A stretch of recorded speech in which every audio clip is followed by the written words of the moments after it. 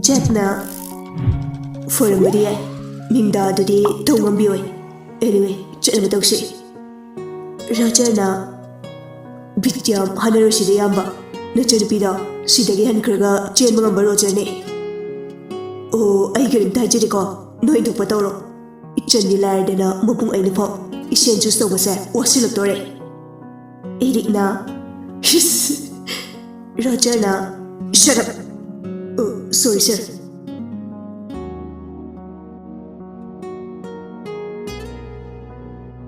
Makoy ahumsu mission success orduna haraw halami.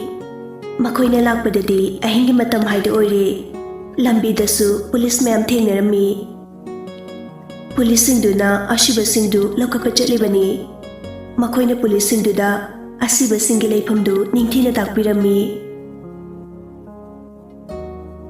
Fana thenglasu rasti makoy bungaiduna leiribani. Mem chaga tongasu jet hoi lakpa ngairi. Makoy ahum wari sanarami. Rasna Ngashiri pauda Don abujasu leiki drairami. Written su leiki drabanina. War on drake problems le Krada orisu safarani. Memjana Khandradi ambu Ato ahen tanarapa memsina Micham aikhoidadi yamne kudong thiba nanglibani. Yumduna kari phibamda leiramdoino gyandade. Aigi siyum kai samjin sajinnabu walibani. Wandakti ichanupa ahalse luhongbirani. Mashana yagire yaroida. Imagi firo hegloibaga hongbirani. Hoida masagi thabaksu tawre. Chahi matang zaringi sida hongbiharo. Khoi maru ichana thuraklaga magi mateng pangduna leijarambi. Nupi machado atopada chen chongduna luhongkhre. Masidani aina matha saribase amada natraga amada adum matha saduna leirabani. Tona marak thatlaga Babung kaigumba amta hayo Babung hoigi hospital da nurse obi Christy roba ama yaubani. Sarojagi seba tawraga sida leirambado. Oh, khangi Adagi chichedu twins or mali. Mache Christina Kobi amalay hayi. Hana tamogasu khangnaramba mali. Air hostess oi hai. Aduina tamoge hainar sira. Mem chana chere e. Hai basabi. Migisu apam da mahai bani. Nang ne dai basano. Sum haibani kaino. Hoida. Noi tamo thorlaga khanarake. Khoi maru noi ega buki firoi loi jupawdi yakhiroi. Memchana return su leiki draharabani haujiti waningai oidre yumda leirosira kuina thadoklosi nugaite. Ton mathoi nugaitena Ima aidi dako black trifau side sum leikige. Ichal side sum leida Yumdusu aina shemjinaba haikige. Hoi, isagi yumdagi henbabudi leitabani. Yambu, moi babana leiramba mafamnina hek thadokpasu nachana nugaijade. Ima, kona fajana sanjilakanda chalasu jase. Hauji horinge waside amta ngaiko.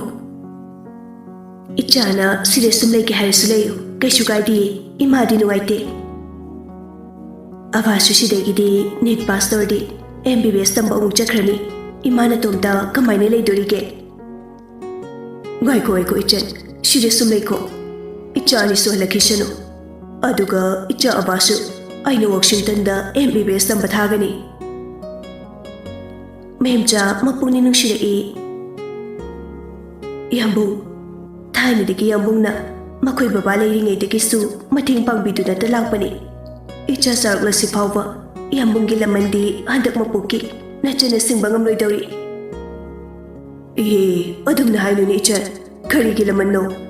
Sidi taibang miyoiba oina poklabagi amana amagi mateng pangnabani. Aigi loinabina pukchan piklabasu Yambungi thamoidadi hinglingaida arelite tanaraga nungsi janana arauta yamna hingminabado pamine. Yambung Wari sum sanaduna makhoi lakpa ngairambani. Haujikti makhoi ahum sola'e. Makhoi ubada Rajna harauna. Ichasing la'edana. Tona Maitei nungsa athawasing la'e. Aikhoi hero dudanga ihauradi.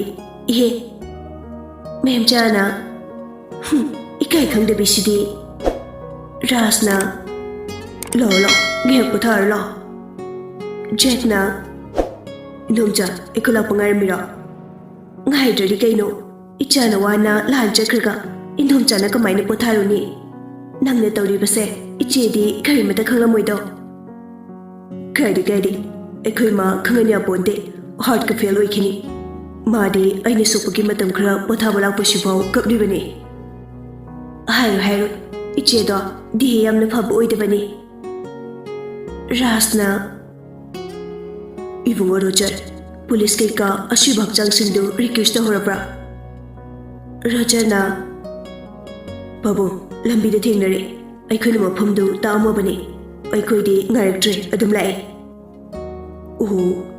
Nupa adugi sel dusu piramaba natro Erikna Babu aina tokre Rajna Kurige Bet oirambaini Jackna Babu singba khara watpa jani Return gi plani Mangonda riwa lokthokkiba senfamdo Magi khongbi khonglauda magi leifam maidolaga paisa do lokthok sainaba jani Rajana Uran bai sidi kino mural audadi siram daipau thumba yade duni Tona Bhai ai chakse murage sida dum chargera holda arrange tawramora Jackna sida dum chasu yaida charo Sir lao Koino ai mu yaudrusu adu faudi sebatoro Thangdopadu kremating pangbiu haibani Ai, mina suwana halaga nang kong thangdurau noigi innaba table duda Talli kui masidi innaba table haisini adane aina hairtuise Fre lage Ton ga Roger ga kitchalom de chatkri Ton yam khangingna Sir retendu kanan hatke Roger na Aina Ton ngakna Sembra Mi hatbabu fagiyabra Aikhoi dazikta halalu yadra Natraga irikta Makoi anina mi hatpidiyai Nangdi force odina Nathoro haladi hali Avimna thangna thilambadagi Thangna yam leramiko Aikhoi crush ki mapa hatkibagi laman khumjabani Kunano nangi crush po Mapadana kamaina return amu halamiba Patti da gulaima Krego abasida pepa Yari chaktu semu Hai kainu khangde Ado Avimna kainom li tarakini Aikoi Jackson se Mapa fatabigi machanina afaba nupi dinate Hera nupi manabu kidogam doino Sorry kono kinum harake Kainu haro Nupa amana nang hatni hairdi tummaga leitho Nupi amana nang hatni hairdi sungtum tumuranu hainaba lebani ko Nupi aikhoi se pura betni ko amaramdadi Hoi Ani du nokminai chaktu makhoi ani sangdana sem saraga puthurei Makhoi ahum chak charammi Rasoisu makhoi bungai birammi Rasna Don abu jas lekidre Jack ngakna Muthogaramna Pauda tahobani Mangakaktuna halambo male Jack wakhalda Jacobti ICU da lehubani Tamona oirachala Roger na Mihatpadu khangdruba babo Khangdruba male Ashuk sakulaba matamsida mihatpa khangdridunadi Killer da achumanatre ahigumane Tona hayo Kaini bima Hero thoraktingaida hero sanahoro Erikna Odune Roger na Oi minai sorry. Boss ki michang jangliba. Icharo jesu arabana tira. Thaina manida. Fight the oiro, thangta the oiro, mahi the oiro. First the tabani. Sanana second tabani. Is a questionana long be sushi. Icharo jarubaki. Mapukchen padotuna hauju pava tinna bibagiwani. Kanagumba ama already yigna bahaido or downy. Rajana michi katlaga Tabraise Etigagarigi Chaktum Bisana Leva Sacrifice Gaido Sine Best Friend Gidama Tonico Pakuri says Yadiko Yamnamiko Nangshine did it Karga to Kaidana Tona Pakatna Stop Roger Gela Oh, sorry. Mem changak na kari karto bai ba to na khai de no da idik na marak ta khra khatam bi bane ko ni idik na nong na roi tam bi se ai ne ro je karo je da nok thore ima tumra se ai luka ga se phenglam da na luisam kho Kon Pengbi Chichi Levene. How did you miss so put her manine? Rajana Nupini Sibu, Pengo Beko, Mingarno Serna, no one but the Chakida. Ainani, no one but the gay, Kuchinjana, honorary hoise. No, I say Kushi, no Rikapa, Sonnet Lubu Maluraba. I do her so. I do her de Marie Lurabani. Coco Charo. Irikna Boski Sari Kukanduga Miss Nang Yamchi Wani Rajana Aduni Mod Pashadavani Masana Andri Chedim Chare Rasna Ikuisanagi Mari Chakri Sari Sidi Putangam Ponteda Wabani Angang Oring Edegini Patlanudana Harasu Hectamapai Paludana Harasu Hectomarin Kagi Fate Makoi Homsu Chakra Chabalurduna Tonga Konda Pingirami Rojana Sambirami Raska Erika Chuchankri Jeka Memjaga Suchakri Anidu Kon Pena Pena Warisanari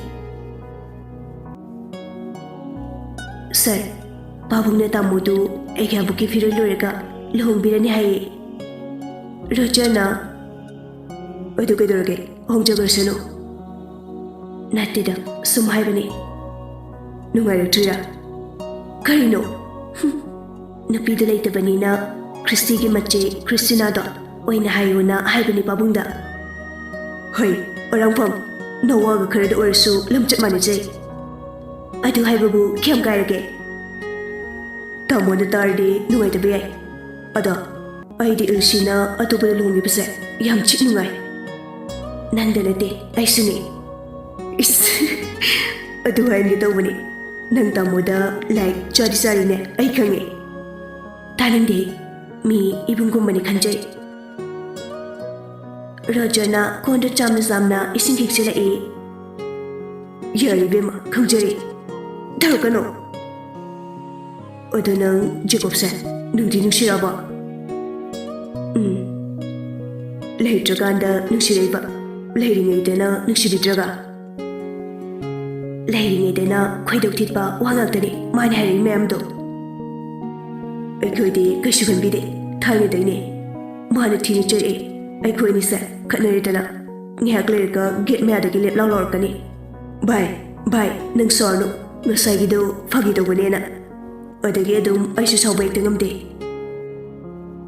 Sir. Dakop se mabu fatabadi nate adumagi miushitaba amadi yawigo odo noine di fatana khanbaini madi mi karimna base magi hinabini masada mi karimna raga nungai jabani maduna mi gi fatana baibadi nate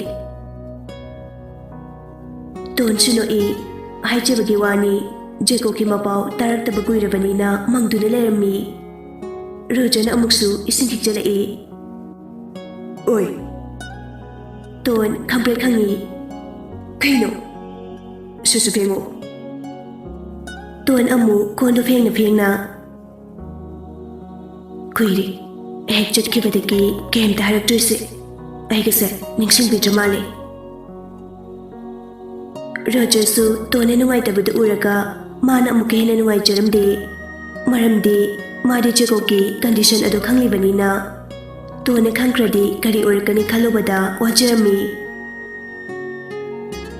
Gihactan Orabasu Tuan Kin White Abadu Koktunaba Pagitori Ada Nupi Magalimina Gadi Adunani Nangonda came director to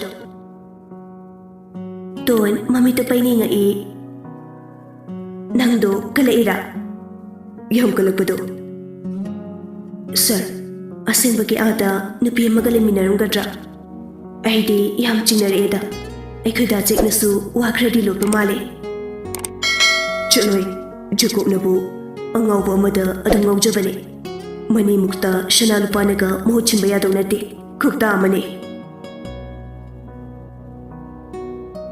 Anido Kon Pembalurdina Amulak Winari Magi apartment Ubaga Tona Kaino Nasagida Liadra Rajana Jagoki Molchong Memsa Sinarini Nanakang Bonte Oh Oigida Muklay Magida Muklay Fuladum Nungari Fari Ahinda Sarna Kranan Hogapiro Aidi Hogdopirano Jacob the lady Ibema Nangyam Chiwani Malak Trinida Ewan Chelagera Don Chilanera E Jane Budi Hanasu Sarda Cheladidi Amukasu Jinsiai Lahong Badi Dago Kahonge Nang Long do Shadow Lombo Jagrage Lukaka Jajaning Dre Don Mokwang do Melaga Is Yam Farselo Somse Nupadi Irujitripao Pakangni Good night Raja Sankri Tonsu Nokminumi Chankri Numito Hokri Retalaitabagi Pauna Oi Jeremy Abu Jagaratenga Marilene Habitusu Sarah Salami Haujiti Makoigini Habida Kapina Bagana Sulatri Matam Krahokri Somda Malaysia reporter Amana Nongma Jacopulina wheelchair Intolaga Lampak Teleminabadu Urami Madu Ubada reporter Aduna Lona photocopy Adubu security Sinduna photocopy Ade Haduna Nupado Parami Nupado Makoigi police custody da Numit Krani Lemlaga Tadokri Adubu Makoidi Magi news sing adugi company sing adubu chokhat na bohon na bada achowa tawdang loribani media gi news sing su manung dadi magi ni hele haiduna competition dawribani nupa duna makoi gi marolda asune iri Bollywood ki maming leraba superstar Jacob Rajkumar Malaysia gi Monic Hospital da laikat na duna leidi mahakauchit hagoi kangkapangamdre Gan Mangduna Aruba Pibam the lady Kari Lena Layong Labano Habadadi Auju Pawbuki Oinadi Magi Secretarina Wafam Amata Pongdolak Headline Matik Asi Injan Today the Su Pau Yorokduna Fongbahuna E Aikaki Idam Damgi Pau Missing Su Mapalgi Pau Missinga Lailona Duna Wafam Adu Achumbra Sumdabra Tiduk Nabohonarami Adubu Pau Nuai Nabani Haiduna Wapamatik Adusu Hapau Narami